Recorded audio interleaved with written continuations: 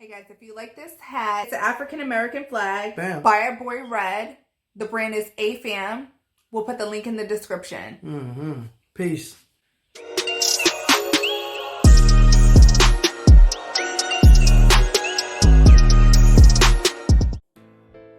Hey guys, welcome to Carew View.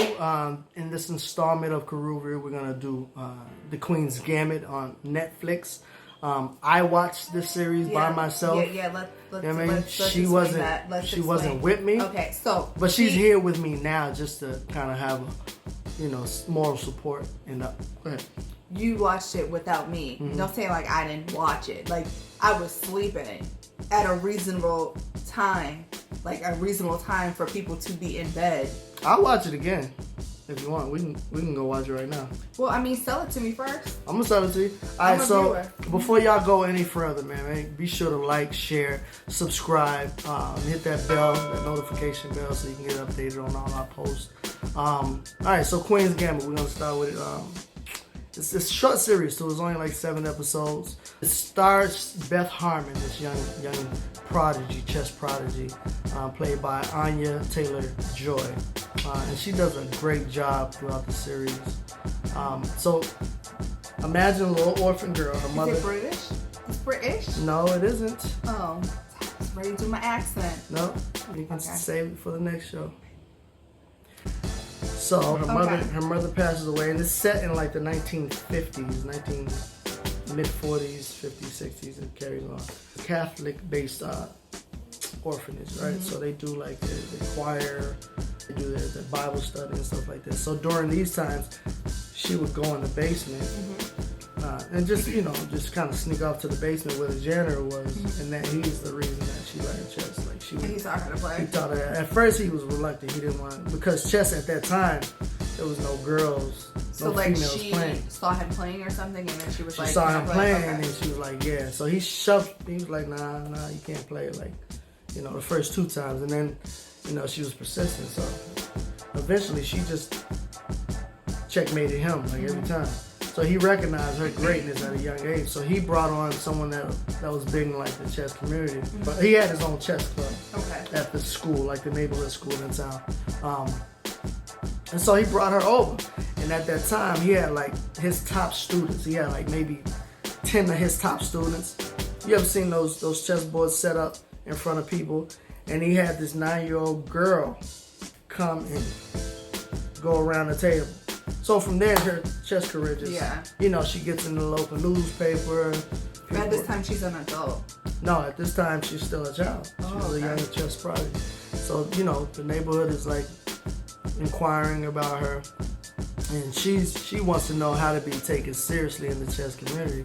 So they tell her to enlist in some like chess tournaments, like with some international grandmasters or some grandmasters. Is that what they're called? They're called grandmasters, yeah. So her first chess tournament, she goes through the ropes. She beats all the chess players, and then she gets to Harry Belton. He's like her first big challenge in the series. And he's played by Harry Melling, and you might recognize him as Harry Potter's annoying cousin. Oh yes, I'm like, wait a minute. Oh, you mean Dudley? Dudley. He played Dudley in Harry Potter. He's not annoying. He was a bully. Anyway, so she beats him, and along the course of the series, she has these challenges because in the orphanage, they were giving the kids like these. They were giving them 2 pills, one for like their vitamins, and then the other one at the time was these tranquilizer pills. And so she would have like these hallucinations at night. She meets this black girl, Moses Ingram. Have we seen her in anything else? I don't know. I'm gonna have to look it up. But she was dope, and she played Jolene. She was the one that put her on to when to take the tranquilizer. She was like, take them at night. Put them in your pocket.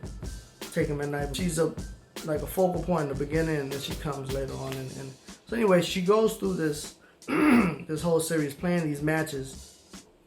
And she becomes addicted to these pills before you go to sleep. What was the reason for them to take them? I don't know. Did it enhance her? At that time, I don't know why they gave them to them, but eventually, like in the series, while they're there, they discontinued it. They realized like we shouldn't be giving these kids these tranquilizers. But did that help her with her chess playing? It did. That's what. Okay. Yeah, it did. Made her like super focused. It made her super focused. Does that make you drowsy? No. I don't know. I'm not a drug. I don't do drugs. Okay. So I don't. And she gets adopted, and I know I'm skipping over a lot of stuff, but she gets adopted. And her mother at the time, her adopted mother, is like an alcoholic, right?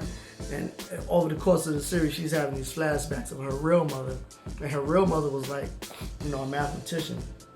Anyway, so she became super focused. And then she found herself in this chess community with other like-minded chess players. And this is a testament to how great this series was, because I thought all these characters were real people. I thought they were based on real people. Oh, okay. But they weren't. But another testament is I started teaching my son how to play chess. I had to learn how to play again. I used to play years ago, but I had to learn like the pieces and the different movements, because every piece on the chessboard has a different responsibility. Now my son, my 5-year-old son, asks me every day to play. Yeah. And I love it, because we play together, and I give him little hints and stuff and tips on how to be better. So it's a dope series, man. But can you tell me why? Like, why would I want to watch a series? Like, I think you would want to watch it because you'll see like her evolution throughout the series. I mean, she's met with so many challenges. I mean, she started off in an orphanage. I mean, that's rough as is. But she goes through so many challenges, and to see her evolve into this like chess, this grandmaster, she ends up playing the Russian. Like, he's like the protagonist in the whole thing.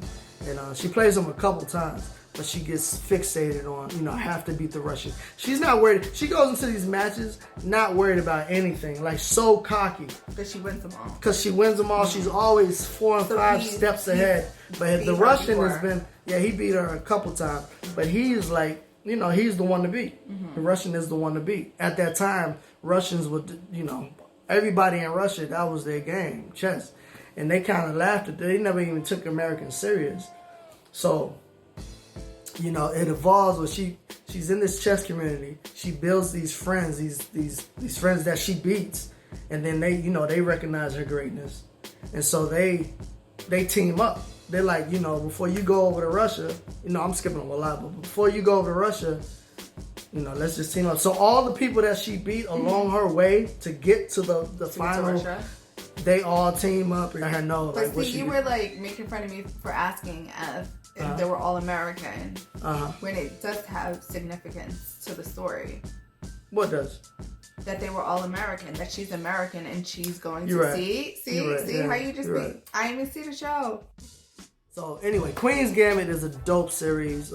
If you haven't played chess, you don't even see yourself playing chess, I was like you.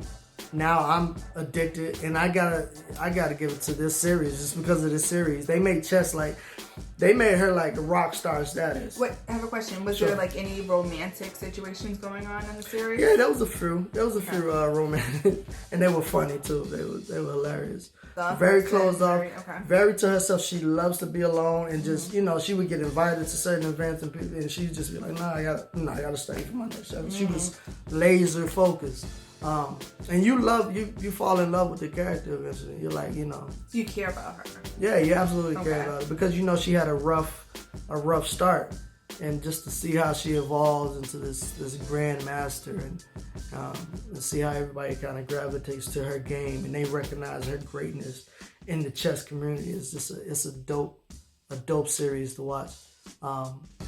And now I'm hooked. I'm hooked on I play chess every day now because of this series. So I'm gonna get her to watch it with me. I'm gonna get her to play just so I can have somebody to beat. Addicted, so he's mad addicted to it. Yeah. So yeah, Queen's Gambit. I would highly recommend you guys watch it. 2 thumbs up for me. I don't even have any dislikes for the series. Only dislike I have is that it was short. It was only like 7 or 8 episodes. Do you think there's gonna be a season 2? I don't think so. I think it was a limited. I think it was just a one-off. It ended the way it was supposed to end. Ended the way it was supposed to end. Yeah. That's gonna conclude our review of Queen's Gambit. Be sure to like, share, subscribe, and we hope all is well with you guys. We'll see you all soon. Right? Peace.